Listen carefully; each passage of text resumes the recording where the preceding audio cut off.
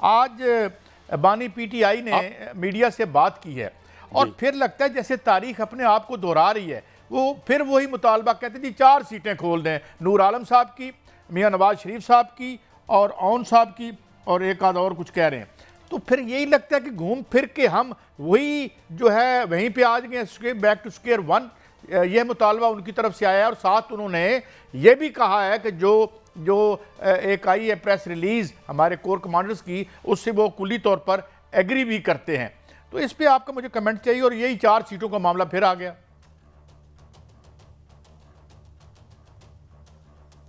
कैसा, पहली बात तो ये है, मुझे सिर्फ एक बात बता दें। बहुत सारे आपने इन दिनों में अल्फाज सुने होंगे। मुझे अभी जब मैं आपके इसमें आया स्टूडियो में, तो एक रिपोर्टर है आपका पुराना, जिसने उसको कवर किया था मेरी गिरफ्तारी को, तो उसने कहा कि जब वहाँ पे ऐसे कुछ स्लोगन लगे तो आपने गिरफ्तारी के दौरान उस गाड़ी से डबल कैबिन से शीशा नीचे करके अपने लोगों को मना किया, और फिर उसके अलावा आपने अपने रिलेटिव्स को, अपने भाई को बुरा भला कह के अदालत से रुखसत हुए, यानी वो जाने नहीं दे रहे थे, आप वहाँ से गए।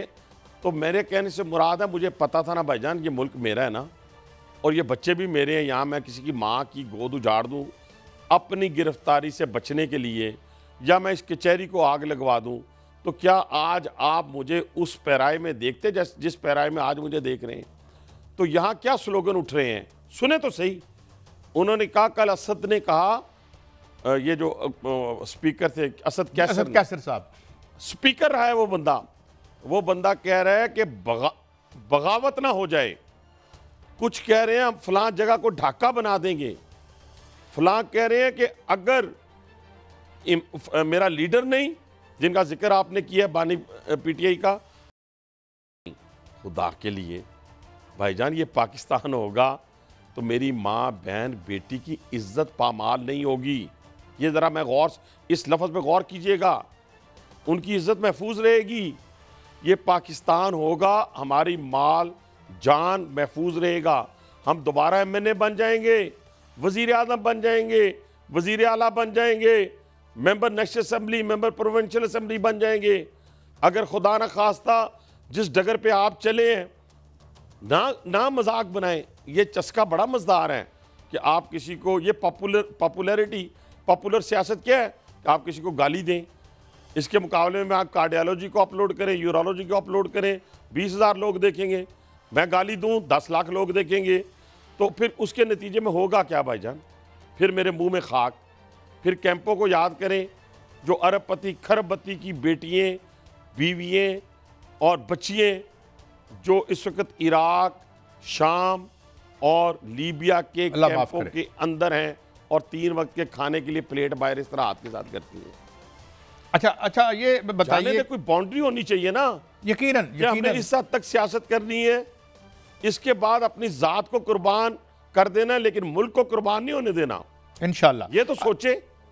ये बिल्कुल ठीक। अच्छा, ये हनीफ अब्बासी साहब, कुछ कैबिनेट की फॉर्मेशन में बात हो रही थी, क्योंकि रवायती तौर पे आपके वज़ीर ख़ारजा हमेशा इसहाक डार साहब हुआ करते थे, मगर अब किसी बैंकर का नाम आ रहा है, जांजेब साहब, HVL के गालिबन वो CEO हैं। तो अब कह रहे हैं जी तबीयत उनकी शायद ठीक नहीं है, वजारत ख़जाना के लिए उन्हें वजारत ख़ारजा दी जाए। तो ये इंटरनल फैसला है या इसके पीछे क्या हिकमत है? क्योंकि ये बहुत अहम एक स्टालवार्ट हैं आपके इसहाक डार साहब, तो कहीं से कोई इनके हवाले से कुछ तहफ़्फ़ुज़ात हैं? देखिए, मेरे तो वो पीरो मुर्शद भी हैं और एक की जगह के हम बैद भी हैं। मैं सिर्फ गुजारिश ये करना चाहता हूँ कि पहली बात तो ये है कि ऐसा कोई डिसीजन मेरे इल्म में नहीं है, और ना वो बीमार हैं, अल्हम्दुलिल्लाह वो सेहत याब हैं। और आप अंदाज़ा लगाएं कि वो इस इलेक्शन के दौरान जो उनकी ड्यूटी लगी हुई थी पार्टी की तरफ से, यानी वो हमारे समझेंगे चीफ इलेक्शन कमिश्नर थे, और हमारी वो कैंडिडेट से लेके और उनके इंटरव्यू से लेके पूरे इलेक्शन को मॉनिटर हमारी टिकट्स को मॉनिटर कर रहे थे, इलेक्शन को मॉनिटर कर रहे थे, और वो 20 घंटे काम करते थे। काजी साहब, मैंने अपनी आंखों से देखा, 20 घंटे काम करते थे। अभी ये जो कैबिनेट की फॉर्मेशन है, ये 3 लोगों को पता है, 3 लोगों को, बाकी सब तुक्का लग रहा है जी कि फ़लाँ भी बन गया, हनीफ अब्बासी भी बन गया, फ़लाँ भी बन गया। नहीं, ऐसा नहीं है। 3 लोगों को पता है, जिसका इजहार जैसे पंजाब कैबिनेट का आज हो गया है, उसका इजहार कल नहीं तो शायद प्रेसिडेंशियल इलेक्शन के बाद हो जाएगा।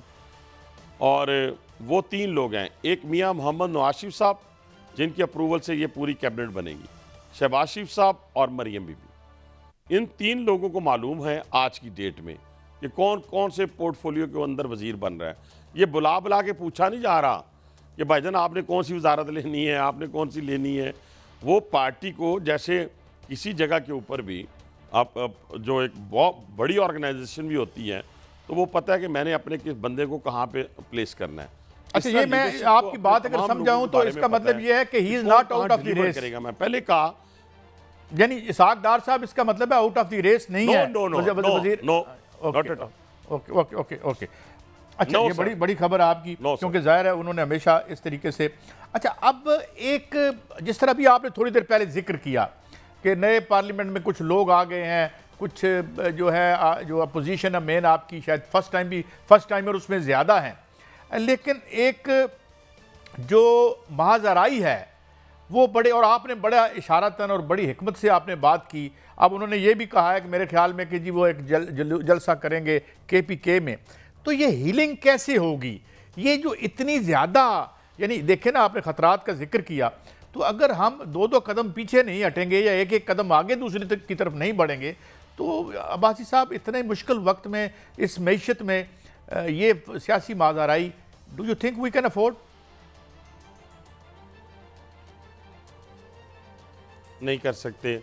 और कायसा बड़ा अच्छा क्वेश्चन आपने भाई मेरे ने किया है। देखिए, पहली बात तो ये है कि मैंने प्राइम मिनिस्टर साहब को कहा, प्राइम मिनिस्टर साहब ने एग्री किया, उन्होंने अपनी स्पीच में एग्री किया। मैंने अपने लोगों का, मैं दीवार देखे ना, वहाँ मैं अपनी लीडर पूरे 3-4 मियाँ साहब, और जब शहबाज साहब आए, speaker, deputy speaker, prime minister का वोट था, तो हंगामा आराई के दौरान मैं उनके सामने खड़ा रहा। फिर एक दो दोस्त हमारे जो कूदना भी चाहते थे उनको भी रोका गया, क्योंकि हम हुकूमत में हैं, हमें बर्दाश्त करना है, हमें अपोजिशन नहीं बनना। लेकिन हाँ, कोई आपके गिरेबान तक आ जाता है, कोई आपकी लीडरशिप के गिरेबान तक आ जाता है, तो फिर तो मुमकिन नहीं है ना काजी साहब कि आप खड़े होकर कह रहे हो इंटेलेक्चुअल्स की तरह, नहीं भाई ऐसे नहीं करते, नहीं भाई इस तरह नहीं लग जाएगी, नहीं, फिर तो आपको मुकाबला करना पड़ेगा ना उनका। बदकिस्मती से इस वक्त ये जो आपने कहा फर्स्ट टाइमर, बड़े बड़ी दुनिया आई है, बड़े बड़े लोग आए हैं, लेकिन उन्होंने बड़ी डिसेंसी का मुजाहरा किया है।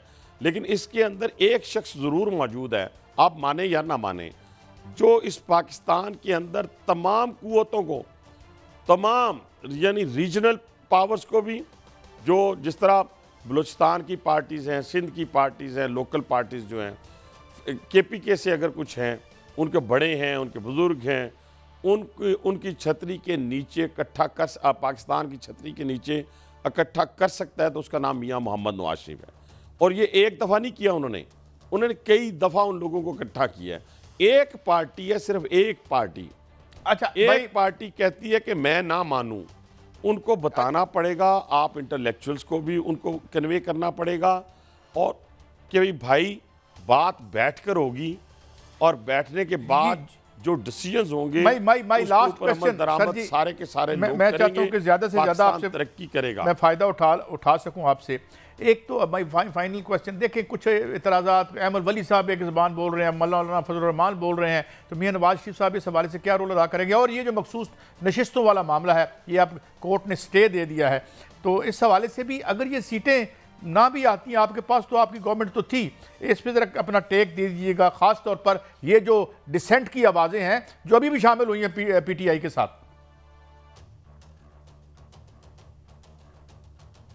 देखिए, पहली बात तो ये है कि कुछ चीज़ें आइनी हैं, कानूनी हैं, उसको किसी सूरत, देखिए तरजीह लिस्ट आपने देनी है एक टाइम तक। उसमें मैं सिर्फ छोटा सा इजाफा करूं, अगर आपकी तरजीह लिस्ट ख़त्म हो जाती है तो आप नए नाम दे सकते हैं।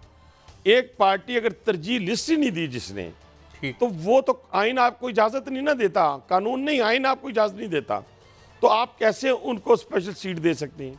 अब जो स्टे हो गया है, मेरा ख्याल है पेशावर हाई कोर्ट ने दी है। पेशावर, जी हाँ